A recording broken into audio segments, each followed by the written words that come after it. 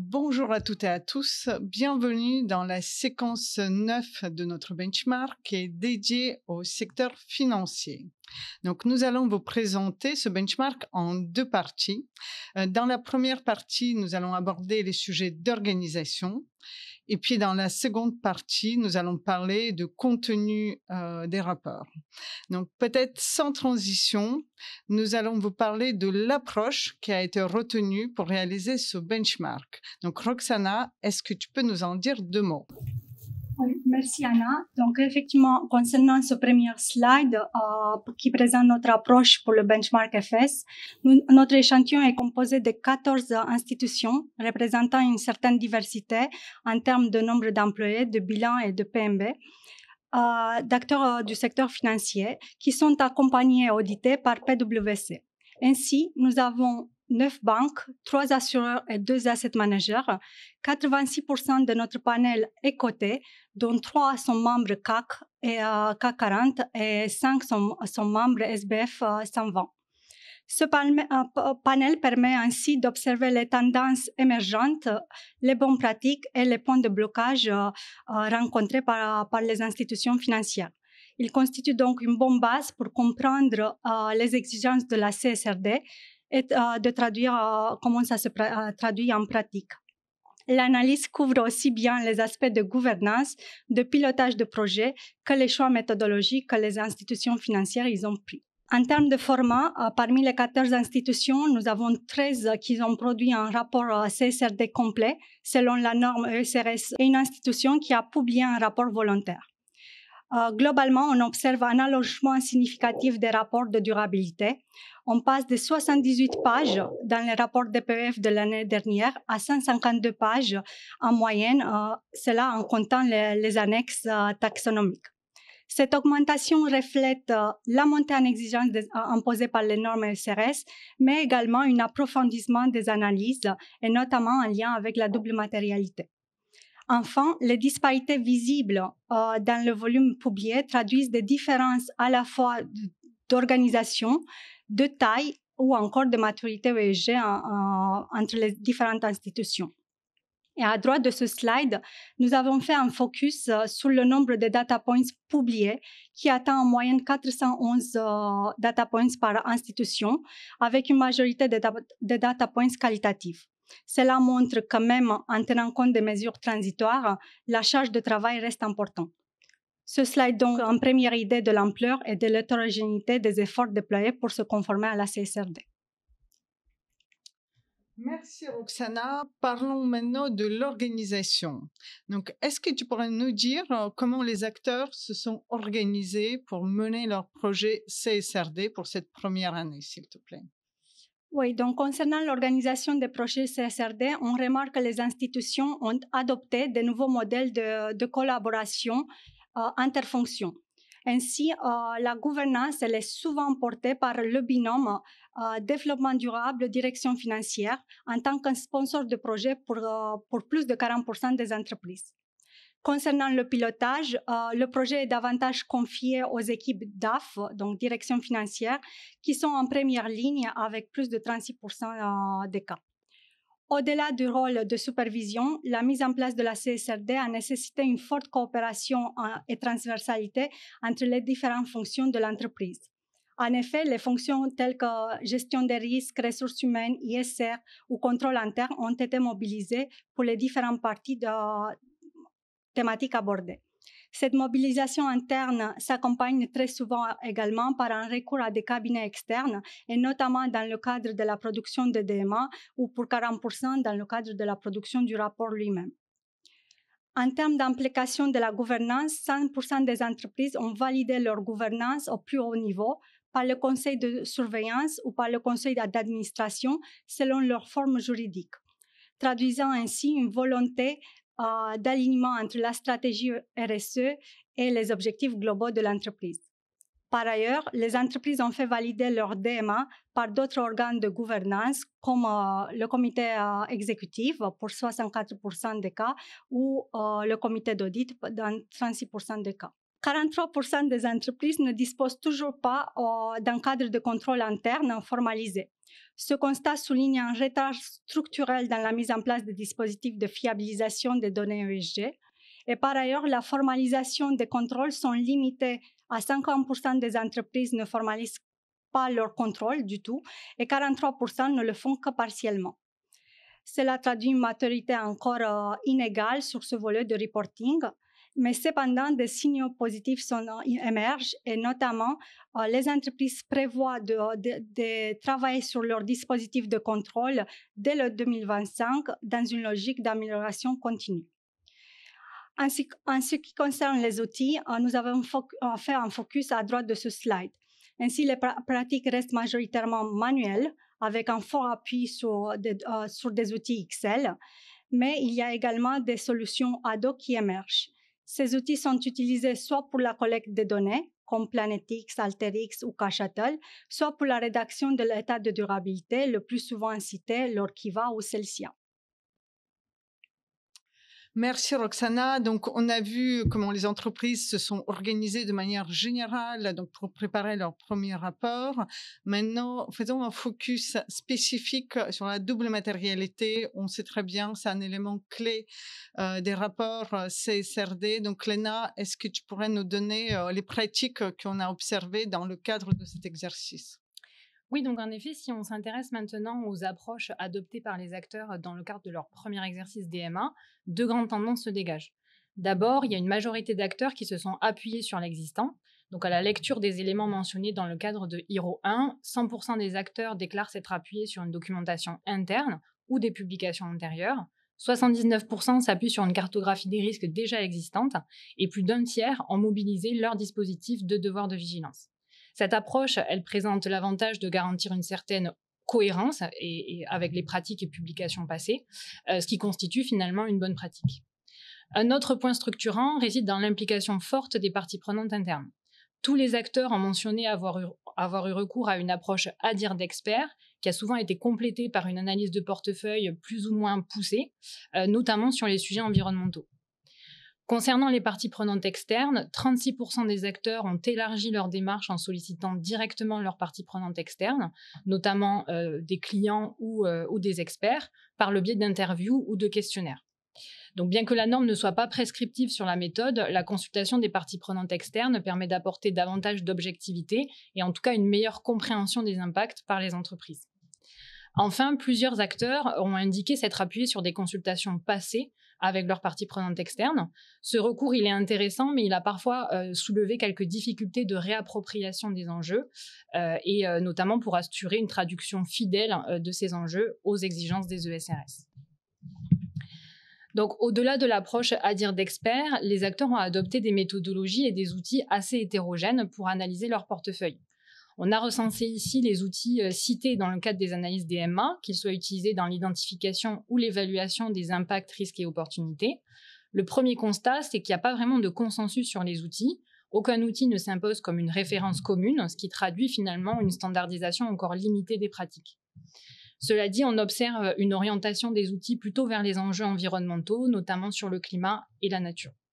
Le deuxième constat, c'est qu'il y a encore une maturité limitée sur les thématiques E2 à E5. 10 acteurs ont adopté une approche globale couvrant les thèmes E2 à E5 sous la thématique nature, sans distinction dans le processus d'identification et évaluation des IRO entre les thématiques pollution, eau et ressources marines, biodiversité et économie circulaire. Cela révèle là encore une maturité faible des méthodologies et des données sur ces sujets. À noter que 8 acteurs mentionnent dans IRO 1 s'appuyer sur la base de données encore, et en termes d'indicateurs, la majorité s'appuie sur un pourcentage d'exposition de leur portefeuille à des secteurs à fort impact. Quelques acteurs sont allés un peu plus loin en utilisant des indicateurs comme l'empreinte biodiversité, exprimée en MSA km², mais ces analyses sont encore cependant limitées à des segments spécifiques du portefeuille, et même lorsque les acteurs précisent la couverture de leur analyse, elle est souvent limitée, et donc ces approches ne permettent pas vraiment d'avoir une vision complète et consolidée des impacts à l'échelle du portefeuille global. Merci Léna. Donc maintenant qu'on a vu le process de la préparation de la DMA, parlons des résultats. Roxana, est-ce que tu pourras nous dire quels sont les sujets matériels qui ressortent de cette analyse, s'il te plaît? Oui, merci beaucoup Anna. Donc, effectivement, si on a vu que les méthodes restent assez hétérogènes entre les différents acteurs, les résultats, elles sont néanmoins plus homogènes. Ce slide montre ainsi que les normes E1, S1, G1 sont systématiquement jugées comme matérielles par les institutions de notre panel. En moyenne, on a 32 zéros ont été identifiés par institution, ce qui témoigne d'une analyse de matérialité approfondie et structurée. Sous la norme E1, on observe un consensus net. 100% des répondants identifient la sous-thématique l'atténuation du changement climatique comme étant matériel. Cela confirme que le climat reste un enjeu majeur ESG. 2 institutions seulement ont retenu le S3 comme matériel, et essentiellement parce qu'elles ont un profil de banque de réseau à fort ancrage territorial. Pour le S4, les sous-thèmes identifiés par 11 entreprises sur 14 sont la protection des données clients et l'accessibilité des produits et l'inclusion financière. Ce sont des sujets présents chez les acteurs du retail, et notamment via les notions de clients fragiles ou de l'offre financière accessible. Enfin, la cybersécurité apparaît comme étant un des sujets entity spécifiques les plus communs, situé entre les normes S4 et G1, identifiés par plus de 2/3 des institutions. Un chiffre qui montre l'importance et la centralisation de cet enjeu dans la stratégie ESG.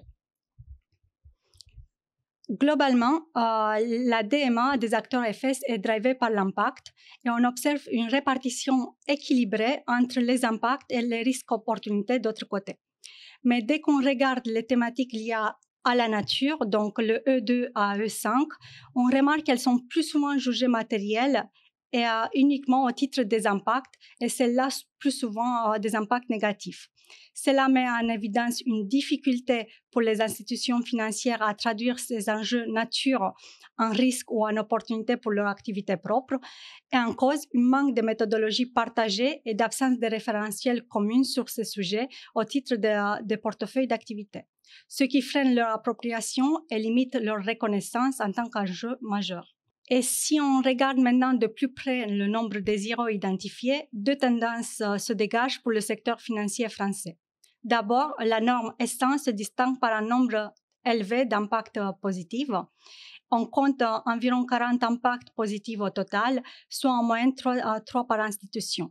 Cela reflète des pratiques déjà bien ancrées en France, et notamment sur des sujets tels que l'égalité des chances, le développement des compétences ou encore le bien-être au travail.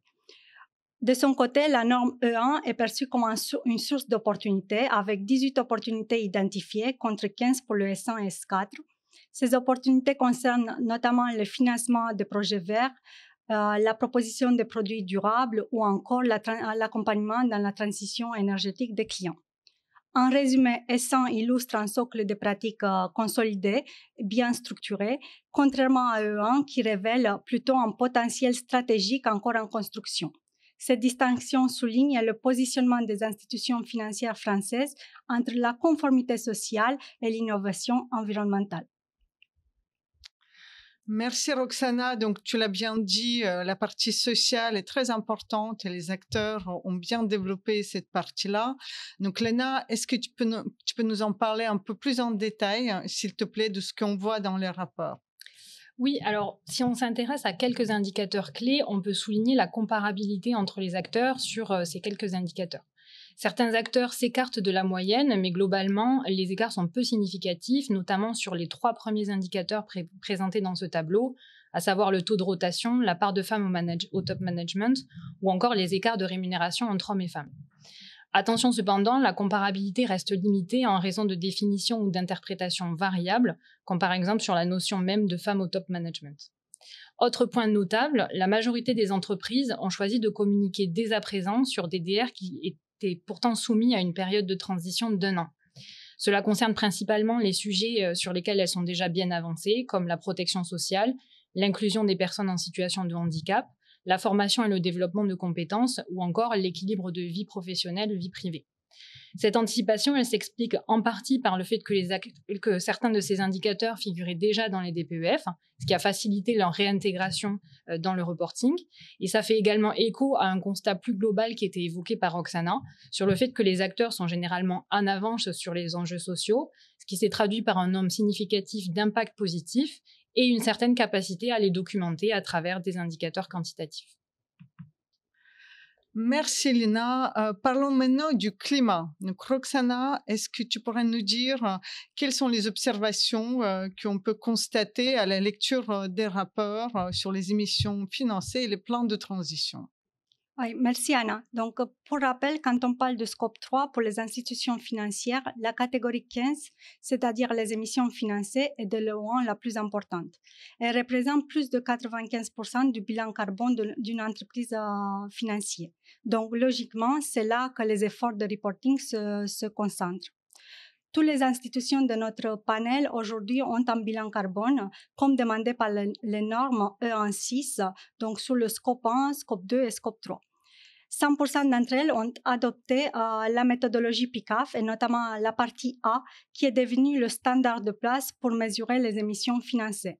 Je rappelle qu'en France, le PICAF B et part C ne sont pas utilisés du tout. Parmi elles, 92% publient spécifiquement des données du scope 3 du scope 3. Mais attention, ces données sont très partielles. Elles ne sont publiées que lorsque les informations sont disponibles auprès des fournisseurs, et certains acteurs mettent même en doute la qualité et la robustesse de cette donnée. Face à cela, certains choisissent d'agréger la donnée dans leur bilan carbone et d'autres préfèrent de les discloser sur une ligne à part. Du point de vue du contrôle, on observe que seulement 31% des entreprises publient des informations sur le score de qualité PICAF. Les pratiques varient fortement selon les acteurs, et en termes de classe d'actifs couverts, on note que les catégories exigées par le GHG protocole sont toujours prises en compte et elles sont publiées quand elles sont matérielles. Certains acteurs sont allés même au-delà du GHG protocole. Ils ont publié les informations non obligatoires comme les AUM, les investissements dans l'immobilier résidentiel ou dans l'automobile. Autre constat important, les pratiques de reporting restent hétérogènes. Même si les méthodologies convergent, les informations, le périmètre de couverture, ils divergent. Cela rend la comparaison assez difficile d'un acteur à l'autre. On observe aussi que dans 50% des cas, les indicateurs sont produits de manière très centralisée, souvent sans réelle implication des équipes locales, ce qui nuit à l'appropriation de plans d'action. En résumé, la catégorie 15 est désormais bien identifiée comme un enjeu central pour les institutions financières. La méthodologie PICAF Part A s'impose clairement comme la norme. Et pour passer à l'étape suivante, il faudra renforcer la qualité des données, mieux structurer la gouvernance autour du reporting de cette catégorie. Concernant le plan de transition, on se permet juste de rappeler que le plan de transition n'est pas obligatoire au titre de la norme, mais il faut discloser si on en a un ou si on n'en a pas de plan de transition et prévoir quand on aura un plan de transition. On observe une vraie montée en puissance des engagements climatiques dans le secteur financier globalement.